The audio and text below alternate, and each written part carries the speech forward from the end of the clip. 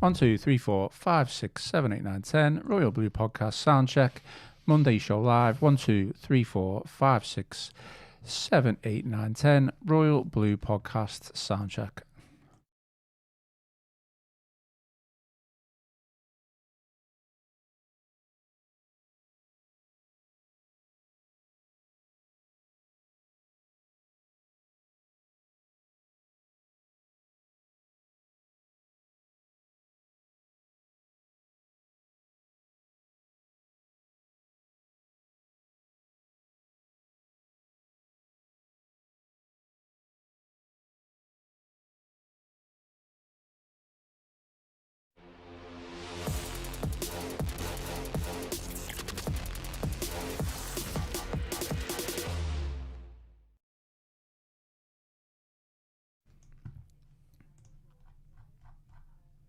Hello and welcome to this live Monday Royal Blue Podcast Q&A.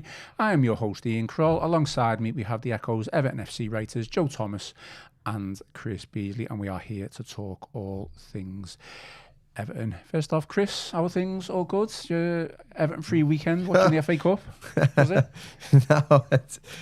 No, I wasn't watching any of the FA Cup actually. No. To be honest, unfortunately, Everton's interest in the competition ended quite a while ago. I was intrigued to see that the VAR was being used in every game for the first time, and obviously the consequences of that. But kept busy. I see the interview with Jermaine Beckford and. Nice piece for International Women's Day yesterday. There was an event up at Goodison Park on Thursday, very inspirational. So if people want to check those out, but yeah, it was, like I said, it was interesting to see us. Particularly, I'm talking about the Wrexham Chelsea game there, and obviously the VAR implications in that one. Well, I did watch a little bit of the FA Cup, and that was a very good game. Unfortunately for Wrexham, they didn't progress. But Joe, what about you? Good weekend? How are we? All good? Yeah, not bad. Cheers, not bad. Yeah, took an interest in the FA Cup. Kind of galling yesterday, seeing some of them shocks. On the one hand, kind of wanted some of them teams like Sunderland, Fulham to get through, so they had more games. Because obviously they're in the battle with Everton for Europe, aren't they? And also seeing them knocked out, you just kind of think, pathway. I mean, Everton got knocked out a long time ago, didn't they? Unfortunately, but you just see a pathway opening up, and it just gets a bit frustrating. It's always difficult to watch a cup weekend of football when the team you follow has already been knocked out. It's such a shame. But other than that, yeah, pretty decent weekend. Thanks. Just I know this only matters for people that are watching us or is only relevant, but slightly concerned over the shade of. Is that apple juice, Chris? No, I've already been quizzed about this one by a colleague this morning. No, it's not the usual cordial. It's peach iced tea, that. Peach and he's referred to it as saying that it looked like a urine sample. So maybe it was the first one of the day, and I was rather dehydrated. But no, it's peach iced tea. Okay, I was going to say it's mixing it up. Looked pretty strong if that was apple juice. Yeah, it's the first burning question of the day there from Joe himself.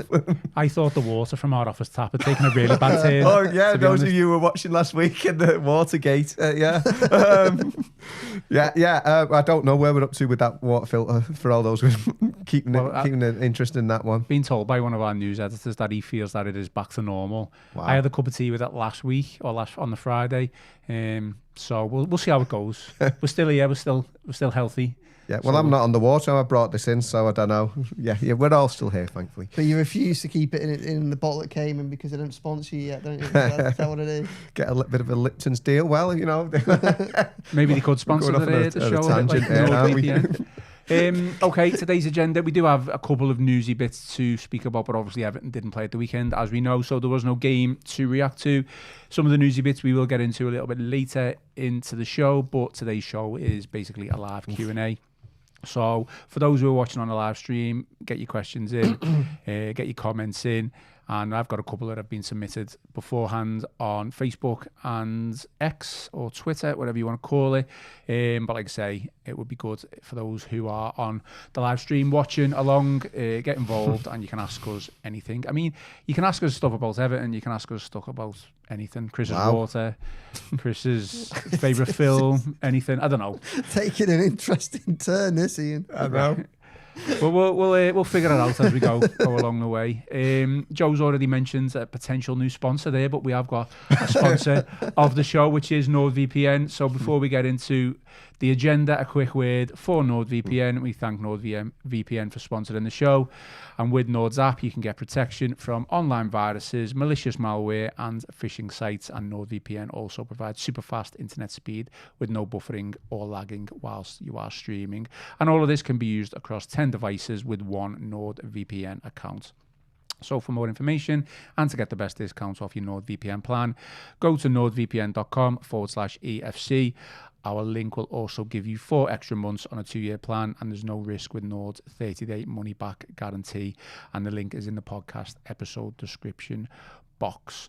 Joe, I'll come to you on the first question that we've had submitted on Twitter. So Top Balcony has asked, any update on the ownership changes that have previously been mentioned, as in relating to whether Everton get in Europe and Roma get in Europe in the same competition? Because we know Crystal Palace have had issues in the past, and I know BBC Sport have done an article with regards to the deadline. So is there anything that you can tell us with regards to deadlines? I mean, I'm putting you maybe on the spot a little bit here, but I'm glad that one didn't come to me. I was going to ask you. I did send a couple of the questions before. Are you pleased to get this at 20 minutes notice? I'm not quite sure how fair that was. I'll give you a little bit of context. Sorry, go on. I'll give you a little bit of context because the well, look. I mean, it's a pathway we're still trying to figure out. I mean, it's really interesting because obviously Everton are in the battle for. I think probably Europa Conference League is the best case scenario for Everton. If you look at the results this weekend in Serie A, it's getting quite interesting. Roma are kind of in a freeway tie where they could finish 4th, 5th or 6th. There's 1 point separating them, Como, and I think Juventus might be the other side. And it is literally a Champions League, Europa League or Europa Conference League. So that is going to be an interesting one. Obviously, it's one that the Freakans should hopefully have sorted out by now, but it's one that I need to look at, is the honest answer.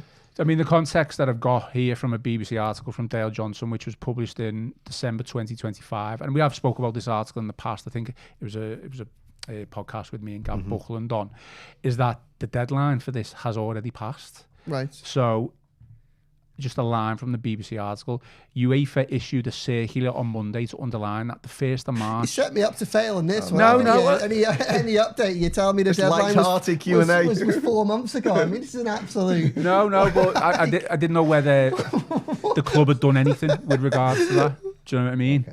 Okay. UEFA issued a circular on Monday to underline that the 1st of March is the strict deadline for compliance. It insisted that there would be no extensions to get around the regulations after this date. I mean, I guess, Chris, we can just, based on that, they are being strict, aren't they? Because obviously Crystal Palace had to drop down a competition last season. They still stayed in Europe, fair enough. I mean, is there any, from your point of view, does it matter what competition we end up in? I don't think we're going to get Champions League, but Europa League, Conference League. To be honest, it probably does in that terms of, I remember, I'm not an expert on these matters, but I spoke to Kiernan Maguire when the Deloitte money list was published, and Everton obviously looking to get back in the top 20 of that next season. Although they do stress that these are sort of a snapshot of your figures, kind of at a certain point in time, rather than a live update, as it were. But obviously, David Moyes won the Conference League with West Ham United, and I'm sure no Evertonians would be complaining, ending their 43-year trophy drought with the Hammers. If you could do something similar at Everton, but as Joe says, probably would be Conference League. And the only problem is with that one, in terms of the money men, it's not the same sort of lucrative money spinner that the other UEFA competitions are. So it's not. I'm sure at this stage, after all relegation battles, Evertonians just happy to be in division. You take whatever you get, but I'm told that one isn't as lucrative as that one, and certainly people at other clubs have certainly behind the scenes, from a director's point of view, to sort of turn their noses up about that one, because it's just not the same in terms of the money that you can make from it. But as Joe says, that's probably going to be the one that Everton would get, and I'm sure the Evertonians won't be complaining if that comes their way. And because in many ways, from a fan point of view, those sort of trips are probably more interesting, something to break from the norm in terms of the places that you could end up going. So I'm sure the Blues would take whatever comes their way, but I am aware that one isn't quite the same as going into either the Europa League or, of course, the Champions League. Yeah, I mean, look, I'm not fully privy to it myself, but I just know that there was talk of owners putting shares or full ownership in blind trusts. So I didn't know whether the Freakans had potentially we'd done anything in regard to that and not heard anything. I've got a nice easy one for you coming up next. Well, the answer to that question is we're trying to find out. Yeah. There you go. Yeah, there you go. There's the answer. I think that's a legit answer, isn't it? We're getting our answers marked here, aren't we? It was a B+ for Chris there, C- for Joe. Oh dear. Flagged it better. Emma, before we go on to the next one, Emma EFC says, the fact that we've not heard or seen from the Freakin group makes me think Roma are their priority. Don't know about that one. Well, look, I mean, I've been more hands-on at Rome. Obviously, they've been there for a lot longer, haven't they? There's been a lot of work that's been done behind the scenes at Everton. I think we'll see that when the accounts come out later this month. Clearly Everton are on a far more stable footing than they have been for a considerable amount of time. So they're definitely hands-on with the club behind the scenes. I think it's all. I think it's interesting that Dan hasn't been to a game yet. That really does. Your Jane there says, that really does kind of strike me as peculiar, particularly when he had the opportunity to go to watch both his clubs play in. What felt like. I mean, I know it was technically the last test event, but the Roma friendly felt like essentially the grand opening of Hill Dickinson. To not be there for that kind of felt a little bit strange. It's going to be interesting to see where we go going forward, because obviously the answer that we hope to get to that first question is everything's in place so that both sides can compete in Europe next season if they both qualify. But obviously for that, it sounds like there would have had to be a degree of foresight and planning, and you would hope that everything is in order. I think everything that we've seen from the Freakans so far suggests that they do tend to be very professional behind the scenes, and on top of that, so that you expect them to have their ducks in a row on that front, albeit Everton being in a fight for Europe this season. I think it's a surprise for everyone. Maybe not Sean Dyche, who seemed to think most of last season that there were Everton fans expecting Everton to get into Europe because it was last year at Goodison, which was always a bizarre kind of claim. But yeah, it is interesting with the Freakans and Everton. We haven't heard that much from them recently. I guess they would say that their man on the ground is essentially Angus Kinnear, isn't it? And we hear a fair bit from him. He's come out in front of both the transfer windows, and I think in fairness to him, both the summer and the January transfer window followed the same path that he set out in advance. So we are seeing a consistency there. And I think that whilst we're not hearing very much in public, when the accounts do come out, we'll see a huge amount that's gone on behind the scenes and has left Everton in a much better place. Perhaps it's around some of the PR things of not being here and seeing things that's a little bit more of a problem. Personally, as a fan, I'm willing to give them the benefit of the doubt for the non-visit, I guess. You give no one the benefit of the doubt. What are you going on about? I do. I mean, we had a comment there from Jane, Janet Rainford, who says, I agree with Emma. I think it's very poor they haven't visited the stadium. I mean, Ryan's been, hasn't he? The son has been. So yeah, Rome. Yeah. I mean, and they pretty may much have been. and a lot of everyone else has been, but yeah, Dan hasn't. As well, do we know that whether he's been, and just not publicly? Obviously, we're not going to know that if it's not been public. But he hasn't been there for the game, has he? Yeah, do you know what I mean? I find it strange. It does. Attending games doesn't make you a good owner. No. No. Good for, so you flip that round. Not attending games doesn't make you a bad owner. But I think it's strange. Certainly, as Joe has said, he's taken a very different approach, of a much more hands-on approach. At Roma, maybe it's a bit because he got his fingers burnt there, and we know Italian fan bases, particularly Roma, can be quite volatile. I even wonder whether he's almost concerned of upsetting Roma fans, almost like Everton's the new love, the new toy or whatever. But yeah, I think there's certainly, when he didn't go to the Roma game, then obviously there was the Brighton game, the first competitive match, and then there was obviously the one in the October, which turned out to be Everton's, would have been a great one to go to, the first stoppage time winner at Hill Dickinson Stadium when Grealish scored against Palace, because he'd been playing golf up in Scotland in the days prior, and then went on to a flight to Rome where he hosted a European owners meeting there, and again was pictured at the training ground shaking the manager's hand and talking to players, etc. So I do think that's strange, and as Joe's pointed out, they do have the Freakin group have stressed that there's people on the ground running things on a day-to-day basis, and I suppose they're leaving the football matters to football people, and I like that side of things. But I think if you're going to invest that much money into something like Everton, I think you'd have probably. I'm very surprised that Dan Freakin hasn't attended one game as of yet, because ultimately those big decisions. We were told about how he sacked the Roma manager last season, the Roma coach, over a phone call. Within minutes of the final whistle. Thankfully Everton aren't in that position, but he's going to ultimately make the big decisions at this football club, and he's never actually seen them play in the flesh. Well, just based on the freaking chat that we've got then, Chris, and I'll come to you on this one as well, Joe. Just one word to describe the club's ownership since the takeover. Who wants to go first on that? Stable. Stable. He's putting in a strong foundation, I think which is what Everton need. And if I'm going to strike down to one word, I'd probably say sensible. Okay. I was going to go with promising. I think three decent answers there. All A's all round for that. answer. Joe, question from Eltel, and this one comes on the live stream. Says, do you think it's worth us getting Richarlison back, as the rumours are, according to the rumours, that he wants to come back? No. No, I don't. Look, I mean, there's no doubt that he loves the club, and I think it's fair to say that Everton's forward line is something that we'll need looking at again in the summer. I wouldn't be that surprised to see Beto go. Unless he hits such a massive run of form over the next few months that it makes it impossible to ignore him.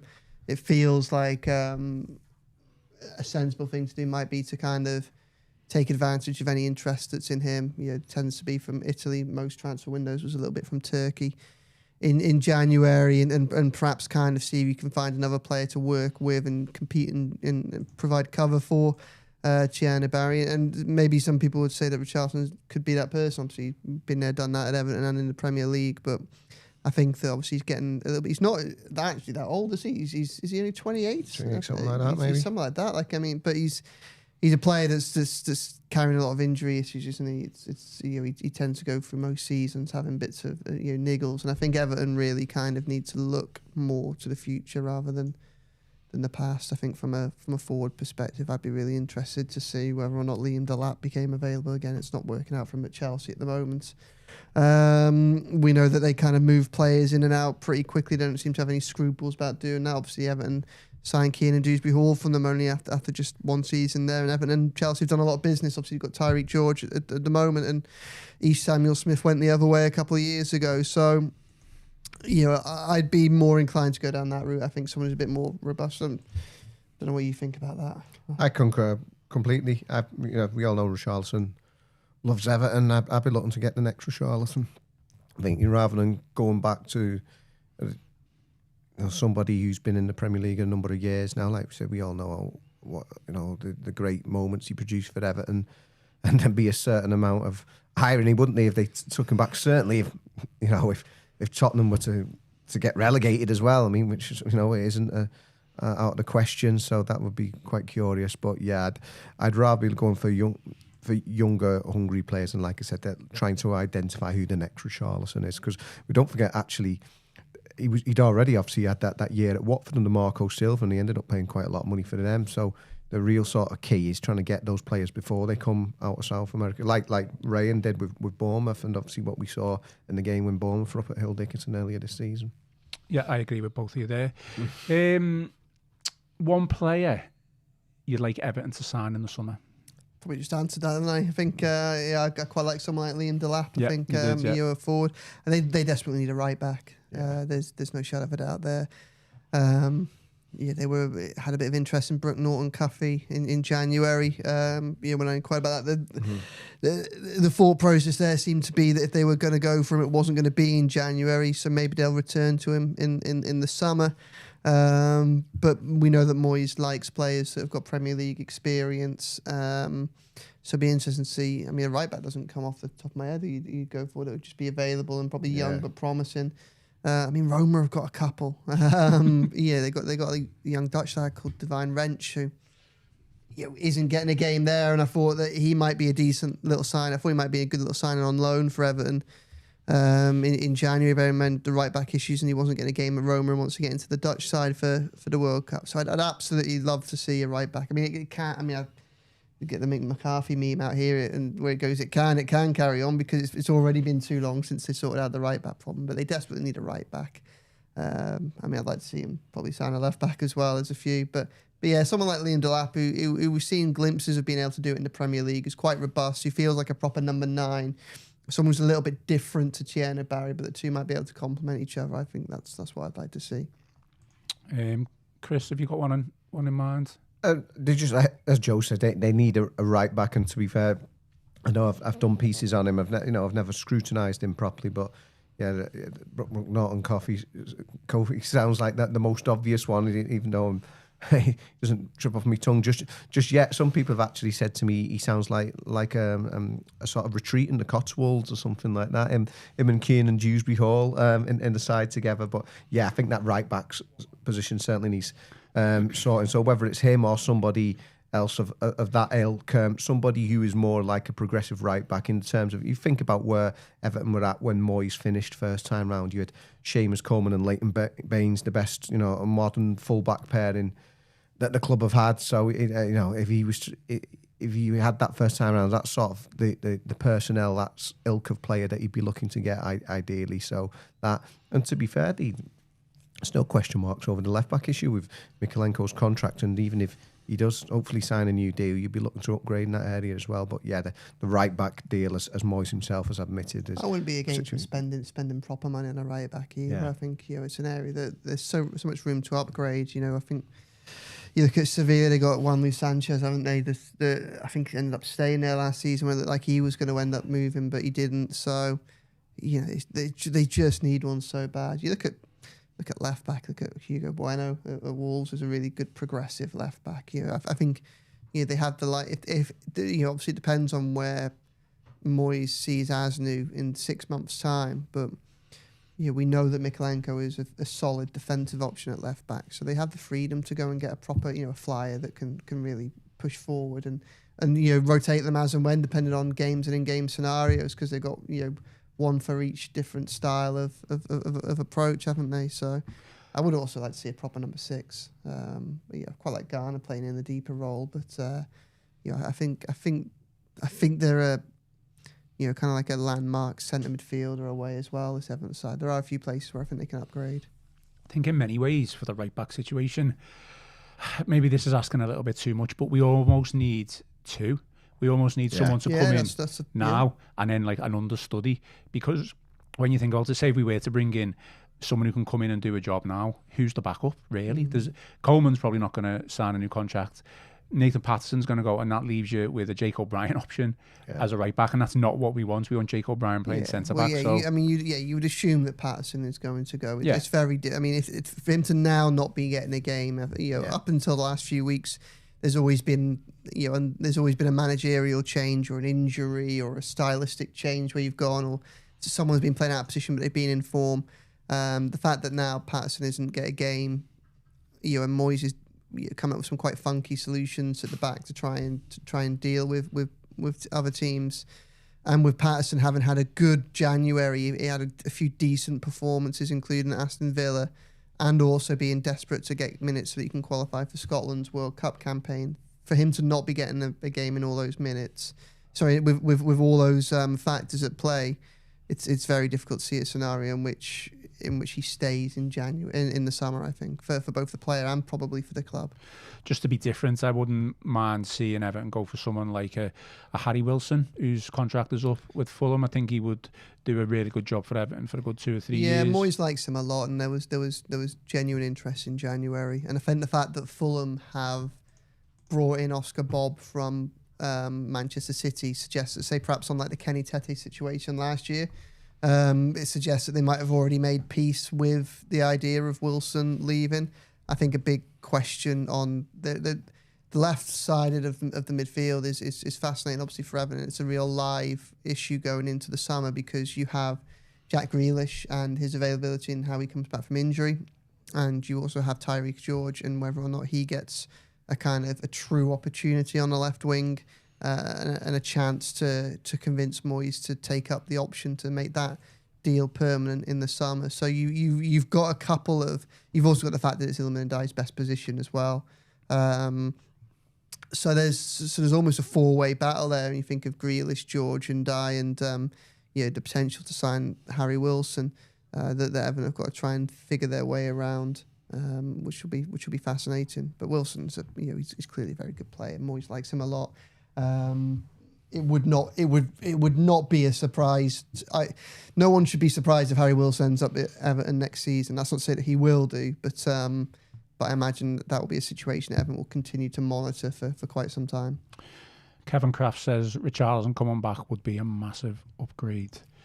So to be fair, he and some of the others have been talking about, obviously, depending on who goes down, Somerville and Bowen have both been mentioned from West Ham. You may be seeing the final reckoning. It includes, like I said, even Tottenham there with Richarlison, just who you could possibly get from the better players who ends up getting down. Like Hugo Bueno. I mean, I quite like Andre at Wolves. Wolves have got a good, some good players there.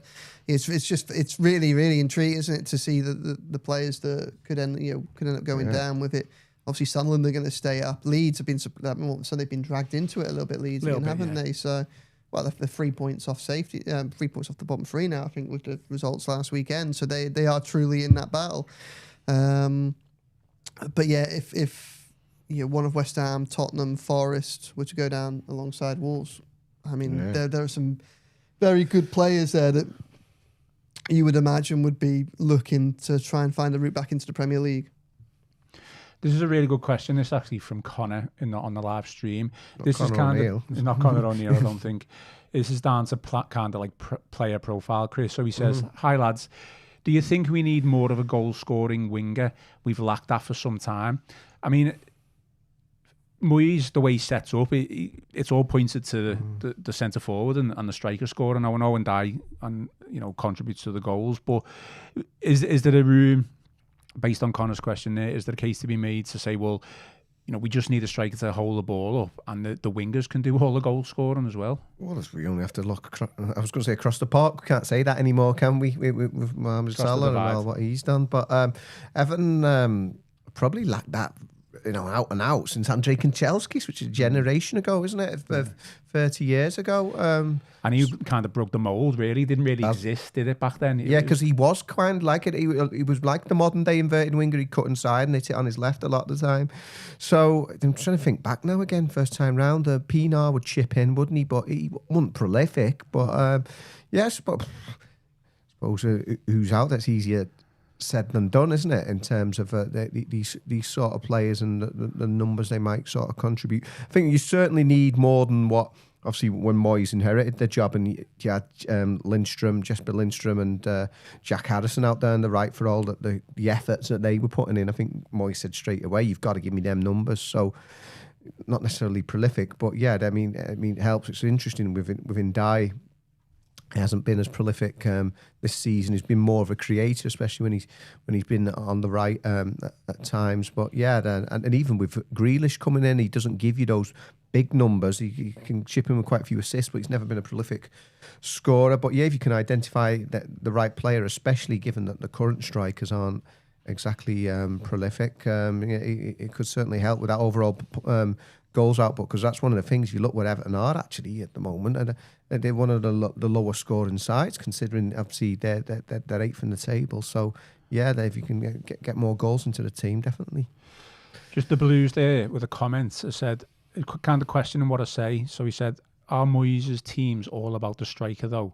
He's never had a prolific number 9, and I don't disagree with that. What I'm saying is, right now the way we set up, it's crosses from the wide areas and kind of balls into the box. It's never really an inverted winger approach, because I just don't think we've got that calibre or type of player.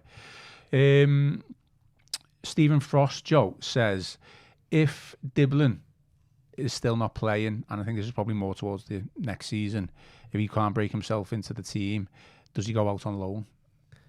Oh, I don't think so. Look, I mean, you spoke about Dyblin a lot on here. I'm relatively comfortable with the progress or lack of progress he's made so far. I think whilst we'd all have liked to have seen him make more, and the longer he goes on without a kind of breaking into the team, the more concerned it'll become. I think the context around what he's been operating in this season offers some justification. I think what would be really good for Dyblin is having a summer with the club.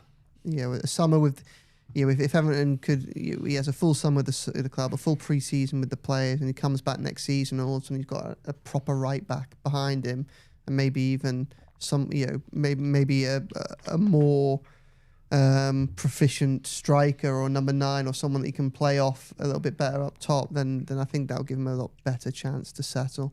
I don't think you loan him out now, and I think that it's going to be really interesting because obviously we've got 9 games left as well. I think Moyes will have to use his squad to get through these 9 games, and I'm just really hopeful that Dylan gets a few opportunities in the running, and hopefully he's just a player who needs that moment and he hasn't had it yet. I mean, I thought he did quite well in Nottingham Forest just before New Year in that game. He played well in that win. He didn't do bad coming off the bench against Burnley. I think he's been a bit unfortunate really, and sometimes when he has been on the pitch, I'd have liked to have seen Moyes persevere with him a little bit more. I don't think that Dwight McNeil has had a couple of good games on the right, and he deserves a huge amount of credit for it. I don't think he's a long-term solution to Everton's right-sided midfield. There could be a scenario where Iliman Ndiaye is. He's played well on the right this season when he's been there, and Everton have more options on the left. It was a big problem last summer. Moyes not being able to find, not finding wasn't the issue, but just couldn't seem to convince a right winger of the calibre that they wanted to come to the club. Whether they instead focus on loading up on the left with the players that we've already mentioned and having Iliman Ndiaye on the right. Someone like Dylan could dovetail with him quite nicely. But I wouldn't send him out on loan, no. Okay, Chris, one player you believe Everton will sell in the summer or won't be an Everton player next season? I think we mentioned him, haven't we? Nathan Patterson, who was close to going to Genoa on the transfer deadline day at the January window. And as Joe said, it's not that he's let anyone down, to be fair, when he's come in. He's always done all right, but for whatever reason, a succession of Everton managers now have decided that he's not the long-term solution to Seamus Coleman, so it probably would be the best for all parties because he's still a relatively young man. Like Joe says, it's a shame, obviously, with Scotland getting to the World Cup for the first time in his lifetime, that the lack of minutes is probably going to make it tough for him to break into that one. But yeah, I'd imagine he'd be the one. Joe, question from Andrew Chamberlain on Twitter says, if another Grealish loan is mooted, obviously going into the last year of his contract, I think with City, can you see that happening? Yeah, I can definitely see a scenario in which Grealish is at Everton next season, whether that be on loan or as a permanent. Now, there are a couple of moving parts at the minute. One of them is obviously how he recovers back from his injury. The fact that it's a fracture rather than, say, like a muscle injury, they tend to be easier to kind of get over and not have long-term repercussions. So that would be promising. But look, Moyes loves Grealish. Grealish loves Everton. I spoke to Moyes about Grealish and the impact he's still having behind the scenes. For a story on that yesterday, and how valuable and his role seems to be at Finch Farm, where he's continuing his recovery and his rehabilitation. Everton have always been relatively confident that they could get Grealish for a much lower price than the £50 million that's the option in the contract. I think that's always been seen as a number there. That's almost been as a benchmark. Maybe just I don't know if the Saudi clubs or something like that come in the summer and City want to try and get as much money as possible for him. But I think the fact that he's on such big wages at Man City, the fact that he was already out of favour going into this season, and they've since signed Antoine Semenyo, who's obviously another attacking midfielder. Clearly, Man City have moved away from Jack Grealish. So I don't think that there'll be any issue with Grealish being available for a price in the summer that Moyes is happy to pay. The question will be what Grealish wants and what he's willing to accept. Now, Grealish has enjoyed being at Everton. It's a club that he's kind of suggested has rekindled his love for football, but he's on substantial wages, and Everton won't be able to get close to what he's currently earning at Manchester City once, if he was permanently become their player. So the question will probably be for Grealish, who else comes in and what terms they offer him. Do you get clubs that maybe come from Italy or Turkey, or maybe others from the Premier League that's seen that he can still be a really good player at this level? As he's been transformative for Everton. I don't think that you get some of he scored big goals in Palace and Bournemouth late winners, but I don't think that you have the belief that is required to pull off those landmark wins like at Aston Villa or like at Manchester United without Grealish there and the impact and the way he inspires the players around him. So other teams will obviously have taken note, but it's probably something for Everton and Grealish side. But I don't think Man City will stand in the way of Everton. What Man City will want is they will probably want to get a fee from him. Obviously, they signed him for £100 million. If he's going into the last year of his contract, they'll want to get something back from him. So I expect a bit like in the summer just gone, where they were hoping to sell him rather than loan him out. I expect them to spend most of the summer trying to find a way to get a transfer fee for him. I do think there's a door open for Everton if they just went in early and offered not a token amount, but a 15-20 million pounds if that didn't take too much out of the budget for what Everton wanted, and if they were confident that Grealish would accept wages that they were happy to pay, and that he would be part of their plans, and then I think it'd be a very realistic to see him in Royal Blue next season.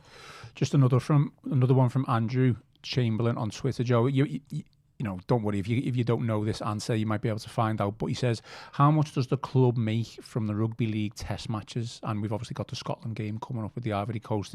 Obviously, it should be lucrative for the club to be hosting these type of things. I don't think it's necessarily lucrative. I think it helps. It helps in terms of the club's image, and it helps because it provides additional income streams to everything else that they get. So they obviously do get more money, but because they're technically not the host, are they? The club is, they're hosting the game, but I think, I don't know is the honest answer, and I think that what we will start to see, we'll get a lot of these numbers, because I think the same person's already also asked a question about how much you make at Hill Dickinson for a game in comparison to Goodison Park. Well, they made less than £1 million a game at Goodison Park in the final seasons, and the hope was, and there was a degree of expectation that they would at least double that for games, for Premier League games. So obviously Everton, everything is all geared towards Everton for them for the games that they host as their match day. What we will see is we'll get the figures for this at the end of the month when the accounts come out, and we'll be able to break them down. And not all of them will be as obvious as. Not all of them will be as obvious as being able to pick and choose between different bits and pieces, but they will start to help.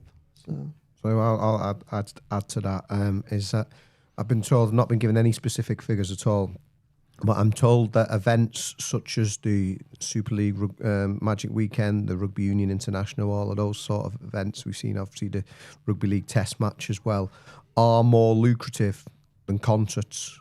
Concerts give you a lot of kudos, but they don't necessarily give you the same sort of revenues. That's what I've been told about that. And in terms of from Goodison to Hill Dickinson Stadium, I don't know on a match-to-match basis, but I'm told the people in the know, the estimates that they were coming up with was an additional 60 million a year in terms of revenue. That's what they thought it would be worth, because we've got to remember in 2024 when Everton had the points deduction appeal, it was cited in the actual document that Goodison Park was now in the bottom three at the time for generating matchday revenue amongst Premier League venues. And I think we've gone from about 1,300 corporate seats at Goodison to 5,500 in a nearly 53,000 capacity stadium there. So it's a big difference in terms of the money making. So that's where I think the people in the know are coming up with this figure over a season, not on a match-to-match basis, but over a year. You're talking approximately about 60 million in additional revenue. Okay, we'll do some quick fire question and answers. So, Chris, gut feeling, obviously just opinion. Do you think Everton will look to extend David Moyes' contract beyond next season? Yeah, I think they should. I think they should do. I think you had that issue where Dyche, obviously a very different personality, was going into his final year of his contract, and it's not that plays down tools, but it becomes an issue. So I think at the moment, like I said, those two great results before last week, Newcastle and Burnley, they're eighth, incredible progress, and I'd certainly like to see that. As I've said here on many occasions, you could argue he's probably the only man in the modern era who's shown he can manage Everton successfully on a long-term basis. My only gripe is that he's 62. I wish he was 42. I mean, just on that, Joe, quickly, you think there's a time frame the club have got to kind of push that through? If they're going to do it, you might as well, do it as soon as possible, just so that there's that stability going in towards next season and beyond. Yeah, I mean, I think they either have to offer him a new contract or move on in the summer. I don't think there's much value in kind of let him see out and then have the uncertainty for another year. I think you either make the decision that he's taken the club this far and has therefore shown that he can continue to take the club forward. He's done a very good job so far. In which case, you put the faith in him going forward. Obviously, I think there's an expectation that this summer they'll spend good money, certainly in comparison to what we've had previously. Again, it'll be phase 2 of the rebuilding project, and if you're signing players on 3, 4, 5 year contracts, ideally you want a manager that's going to, if the manager is going to continue to have a big say in who those players are, then you need to be certainty and stability about who's going to be the person in the dugout, who's signing them, how he's going to use those players. And if you don't think that he's going to be the person to be there in a year's time, well, then it's not really, it seems quite a strange move to have him leading the search for players that are going to have careers at Everton long after he's signed contracts for long after he's gone. So I think there is a decision to make there. I think he's made a very strong case for it. I think if anything, Moyes is probably a little bit ahead of schedule. I think with the Freakans, I kind of get the impression that given the dire straits Everton have been in for so long, that you almost suspect that they wanted him to keep Everton up last season. This season would be a progress, but maybe not a knock on the door of Europe progress. Maybe one of them seasons where the aim was to avoid a relegation fight, but perhaps still be looking over the shoulder now, and hopefully, the next few weeks get it sorted. Maybe like a 12th to 15th kind of season, and next season might be the 7th to 11th. As it's transpired, they've positioned themselves nicely for a real opportunity to go for Europe. But I just wonder if maybe they're almost a year ahead of schedule on that front, and it'd be interesting to see what that means for the decision making, because I do think he could have had a bit more support in January.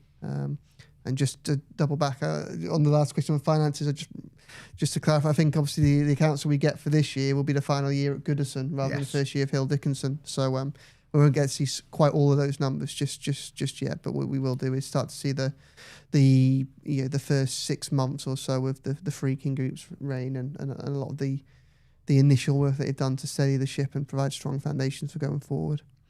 Chris, what would you rather have, Champions League qualification or an FA Cup win? FA Cup win. Yeah. Trophy. League win trophy. Longest trophy drought in the club's entire history. Yeah. Yeah. I obviously agree with you. Look, I want to win a trophy no matter what it is. Although I do think there's a little bit of a caveat. Certainly from whether you want to call it modern day football or certainly how things have played out over the past couple of years. You look at teams who've won trophies, Crystal Palace, Tottenham, Newcastle, who've won a trophy and qualified for the Champions League. They've not necessarily won the trophy and then had it all their own way. Yeah. It's not necessarily they've gone on to maybe bigger and better things. I think winning a trophy is kind of like the holy grail for the Everton fan base and me personally as well. There's no question about that. But Champions League qualification would show a clear sign of stability and progress. And then who knows what that could bring. That's the only caveat I would add to that. I mean, Joe, FA Cup win, Champions League. FA Cup win. Obviously Champions League offers, might be a sign of progress, but so is the Cup win, and so is getting into the Europa Conference League before you get to Champions League.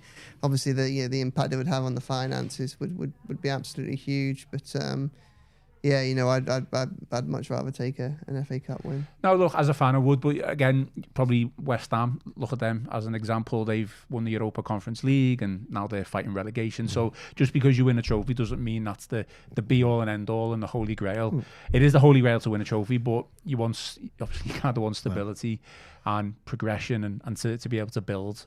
Yeah, but if anything, Champions League also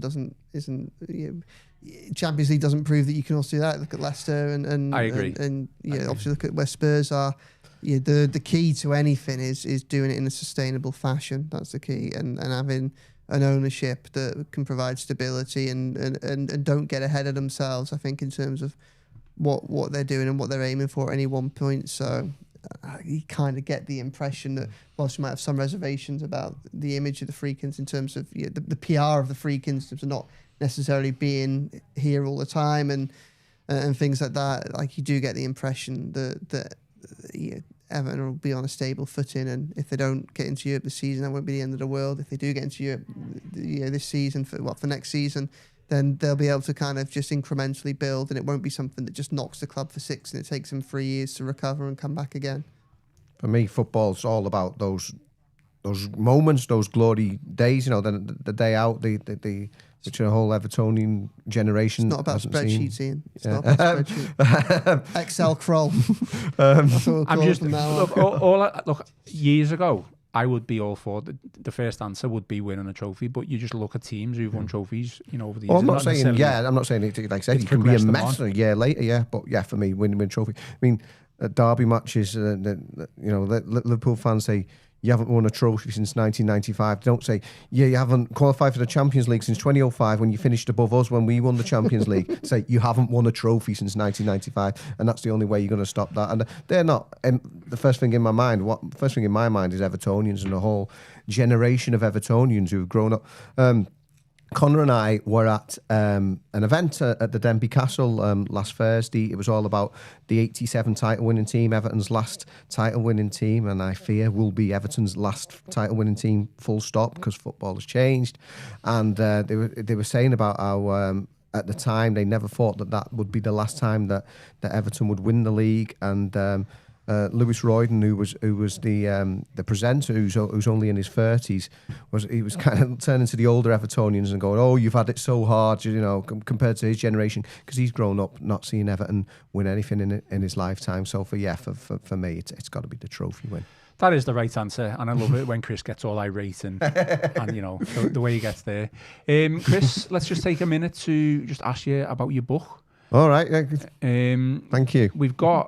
I've just changed the graphic on the screen. Exclusive reveal. We're going to have to lose Mr. Moyes for a second there. So obviously, if anyone who's listening to this, you're not going to be able. You'll have to come on the YouTube channel to see it. But Chris's second book on the banks of the Royal Blue Mersey is the front cover has been designed, and it will appear any second now for those who are watching. Are we sort of like a bit of a lapse, like when you're watching a footy on the telly? On our screen. Do we know the release date? I guess that's the question. That's not until the next season. Of course, we've got to finish this season, but thankfully. It's all been done now. Again, Mr. Paul Trevelyan, the master of movement, in my opinion, the greatest sporting artist in the world. I'm so privileged, honoured that he's obviously done his artwork for that one again. All about Everton's first season at Hill Dickinson Stadium, and I'm just waiting for that to appear. I can see it on your screen there, Ian. I gave Joe a little sneak peek a few days ago when Kiernan Dewsbury-Hall came through there. I mean, obviously, it was a tough one of who do you end up having on the cover, but they've got a selection there of the Everton players, and what I think was probably one of the most iconic moments of the images of the season with David Moyes' celebration at Brighton Hove Albion there when he went onto the pitch at the Amex Stadium. Oh, we're finally up there. Yeah, I can see it now. There you go, Joe. Got Jordan Pickford there. Tarky, who's played every minute. I know he's been up and down, but hopefully he'll have a strong end to the season there. He's got flexing that bicep there. And James Garner celebrating, obviously, on the first game at Hill Dickinson Stadium, the goal there. As was Iliman Ndiaye, and even got Thierno Barry and his bow and arrow there as well. So lovely. I love the way that's turned out. So nice little exclusive reveal there for our viewers. Hopefully they'll appreciate that. And it's just the story of what is Everton's historic first season by the banks of the Royal Blue Mersey. So coming next season, and in the meantime, you whet your appetites for Spirit of the Blues if you haven't bought that one. So thank you. Okay. We've got a couple of minutes left, so we'll be quick with some of these questions and answers. Joe, what is the best feature of the new ground? Best feature of the new ground? I mean, I think just the fact that it's on the Mersey. Like, I think it's less of like a small kind of part of the stadium, more just the fact of where it is and just what a landmark it is and how impressive it is. Like, it's, it is a status symbol it's state of the art. You go to a lot of stadiums around, new build stadiums often built as, at various times the suggestions Everton's might be, out on the outskirts of towns, on retail parks in the middle of nowhere. I know the transport issues still aren't particularly great for the new stadium, but it's one that you just can't help but be impressed by. You see it from a long way off, and it's just a stunning arena, and it's one befitting of a massive football club, and that's what Everton are. Chris, what's your likeable feature of the new ground? Yeah, I concur in terms of the location. It's now part of the city's landscape. When you look across, I live in New Brighton, so you can look across and you see it all the time, see it most days. As you can see Goodison and Anfield in the background as well. But yeah, the fact that it's part of the city's landscape, because I think if Tottenham Hotspur Stadium and Hill Dickinson Stadium were both in the same place, Tottenham Hotspur Stadium is the best stadium in terms of its specifications and all that it brings. But because of where Hill Dickinson Stadium is, I think that's what makes it the best stadium in the country. Although I've got to do a massive shout out for Dan Meese, who obviously the forward for that book, as I mentioned on the cover, just the way he's designed it as well. It's everything set up there for it to be an incredible football stadium going forward. Brings all, hopefully, the best aspects of Goodison, but in a modern setting in terms of the intimacy and the way it's so tight with the stands. Little blast from the past question. What's the one thing that you miss about Goodison Park, Chris? I think it's that it's certainly not the pillars. It's the atmosphere, and I think that will come with Hill Dickinson Stadium. A lot of that is obviously Everton have just come out of that near 3-month winless streak at home, and people were sort of picking the bones about the atmosphere and things like that. And I think that will come in time. We've got to remember it's the same people who are here, actually in greater numbers, so that will come. But those nights when Goodison was really rocking, and we saw it also obviously on the final game as well, the 12 noon kickoff, those real sort of special moments in terms of the crowd. But like I said, I'm fully optimistic that with those increased numbers, and it's those same people are there. There's always going to be teething problems, and people aren't sat next to the same people, and after generations and years of being used to their spec. But yeah, it's in terms of the atmosphere, but I'm fully confident, like I said, because of the design, that's going to come. I don't know about you, Joe, but I don't necessarily miss Goodison itself. Obviously, it's an arena, or a place that a lot of us have gone to for many years. I miss the routine of getting to Goodison and the aftermath and post game, and all that has changed for everyone. It's changed for you guys from a journalistic point of view. It's changed for the fans, changed for the players. I genuinely miss the build up to the game, walking up to Goodison from where I live, and then going for a drink after in and around the local pubs or pubs closer to where I live. And that is different now, and I know a lot of people are kind of still struggling with that a little bit. So I don't know, it's going to take a lot. It's going to take a bit of time, isn't it, to get used to? Yeah, of course it is. Yeah, there were generations of history, weren't there? Family history, friends and football. And the football club, its achievements at that stadium, it's always going to take ages to kind of create that at Hill Dickinson. I kind of miss the atmosphere under the lights. I think on a night game a big night game at Goodison. We've had some good atmospheres at Hill Dickinson. The Arsenal game, and I thought the Man United one was very good, and I thought Burnley was built on the atmosphere at the United match. It felt a bit like a turning point, I think, for what goes on in the stands. And I understand why they do it, but things like the light show that they do for the night games, yes, it's impressive, but it's not quite the same as that feeling you get when you kind of come out the concourses and see the Goodison pitch bathed under the floodlights, and like the kind of the crackle of the atmosphere as Z cars would go on in that stadium, and everyone would start, the buzz would start to take hold. Chris, a question from Kevin Kraft says, will Dwight McNeil still be an Everton player next season? Maybe not. I think he's made an incredible comeback in terms of where he was at. But I mean, the fact that the club were willing to sell him on transfer deadline day shows you that there's certainly a deal to be done there. You can only applaud him for the way he's fought back from that. But given that the way he probably wasn't part of the plans beforehand, I think there's a pretty decent chance that he won't be there come the start of next season. I remember I did a piece last week talking about how I actually was fortunate enough to have a big sit down with him in New Jersey before the first game of the summer tour, and he was saying that it was a big year, not just for the club but for himself and all that went with that, and it was like a reset for him after his injuries the year before, and now he was looking forward to it. Then Everton went and signed 3 attacking midfielders over the next month, and probably told you all you need to know. So yeah, he's done incredibly well to go back, but yeah, you can certainly see a scenario where he's no longer there next season. I'll ask you both this one. I think we know Chris's answer. Keep VAR or get rid? I think if it was down to you, Joe, what would you do? I mean, the cop-out answer is to kind of amend how it's operated, isn't it? Yeah, try and make it better, or try and draw back what it's used for, isn't it? I mean, if it had to be one or the other, I'd get rid. If it had to be one or the other. I think you're getting rid. They're not getting rid of it. They're not getting rid of it. But yeah, I'd get rid of it. I'd live and die by that moment. I don't think it was so bad that. Yeah, it was supposed to be brought in to just get rid of the clangers, wasn't it? But it's not. It's every decision. It's made it worse in a way, hasn't it? Yeah. Okay, we'll finish the podcast off. I think a lot of us will probably have the same answer for this question. But who has been Everton's player of the season so far? James Garner comes to mind for me. That's okay. It's not the player I was thinking of, but it's not a bad answer at all. No, it's a very good answer. Kiernan Dewsbury-Hall. Yeah, I was going to go with that. But I think you could have either or at this moment in time. Oh yeah, Kiernan Dewsbury-Hall has been incredible, and like I said, the way I think he's taken on what it means to be an Everton player, and both physically and mentally. But it'd be an interesting one come to the end of the season. Which way, obviously, who gets the nod? I mean, there's all to play for in that as well. Do you know what? Yeah. I'm glad you've said that answer because for some reason I don't know why James Garner didn't come to mind. I think maybe in the back of my mind he could be described as the most improved player, but 100% now I think it's a tie between those two, and we'll see where it goes towards the end of the season. Nice position to be in.